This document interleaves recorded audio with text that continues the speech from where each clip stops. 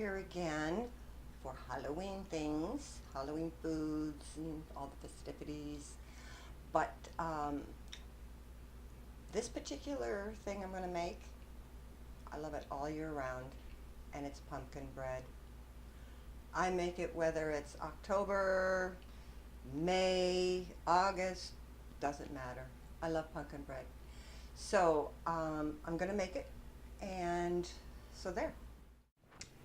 I'm going to give you the ingredients right now. We're going to put in some almond flour, psyllium husk, swerve, sweetener, baking powder, pumpkin pie spice, and some salt. And then we're also going to put in coconut milk, pumpkin puree, and egg whites. And that's everything that goes in here. So the first thing we're going to do is mix the dry ingredients. All right, we're recording, and that's a good thing. So I have a cup and a half of the almond flour. It's going to go in a bowl. I have a fourth a cup of psyllium husk. It's going in the bowl. I have 2 teaspoons of baking powder. And then I have a fourth a cup of swerve. I have 2 teaspoons of the pumpkin spice mix. And I have a teaspoon of salt. All right, so I'm going to mix that up. Just get that mixed up. Now we're going to put in the wet ingredients. And for that, I have the coconut milk, and this is a half a cup. If you get a can that's 5.46 fluid ounces, you'll have a half a cup. And now I'm going to put in a half a cup of the pumpkin puree. Okay. And I'm going to mix that up. And now it's becoming dough-like. See that?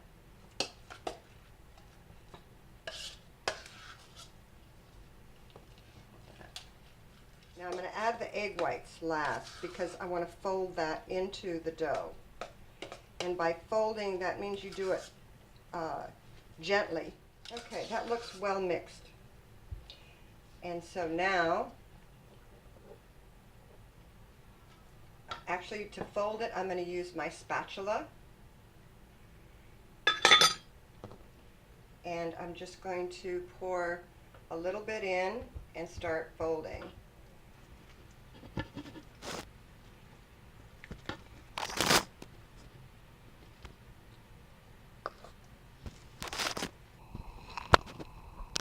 Okay, that's a nice consistency. See that? It's all folded in. And now let's get it in the pan.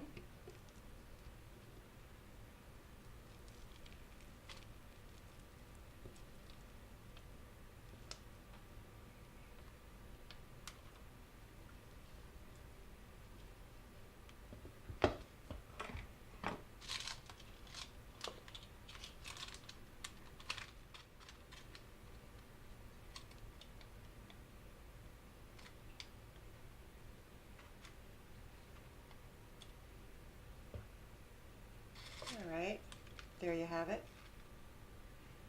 And that's going to go in the oven for 75 minutes at 350. Now what I did in the oven, I put a cup of water on the lower tray, on the lower rack, and then I'm going to put this in here on the upper rack. I read about doing that, but I have no idea why to do that, but do it, okay? Because maybe it makes it better. All right, so 75 minutes. All right, so it has been 75 minutes, and I'm going to check the bread. Oh, that looks perfect. That looks just perfect. See that? Oh, that smells good. All right. So I'm going to let that cool, and then I'm going to slice into it and have a piece. Oh yeah. This has cooled long enough because I can now touch the pan. I'm going to lift this out. I want to show you, it's good to go to the dollar store and get containers that are loaf size, because when you make breads, they store very nicely. I'm going to put this in there, and it's actually, actually I'll just take it out.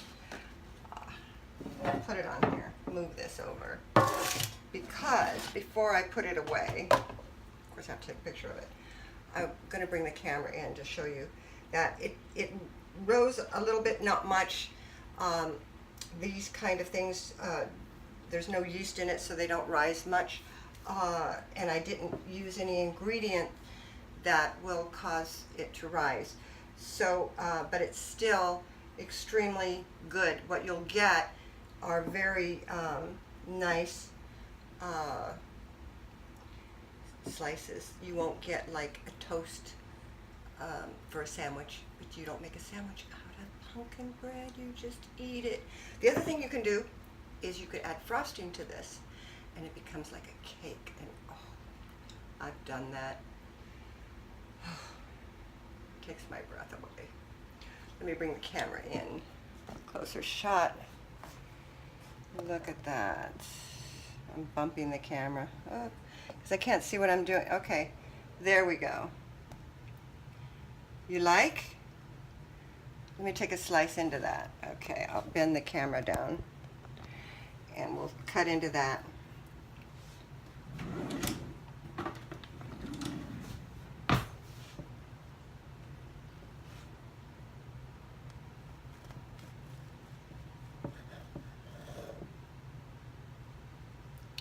Now, that is delicious. I have to take a picture before I bite into it.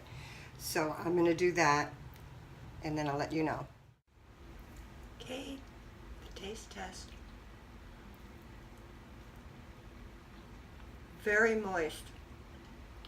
Flavors are fabulous. Truly lovely. It's not dry. It's the perfect consistency. What I'm going to do is I'm going to store part of it, but I'm also going to I cut it in half, and I'm going to put some in the freezer. Things like this, especially bread, they don't have preservatives in them. So, and I don't have a big family that goes through bread. So I freeze mine. I take it out when I start running low or out of the bread that I have in the refrigerator, and that works perfectly for me. So that's a keto tip when you're cooking without preservatives. All right, well, I'm going to finish enjoying this and put everything away, clean up all this mess that I made. Boy vey. Okay, bye.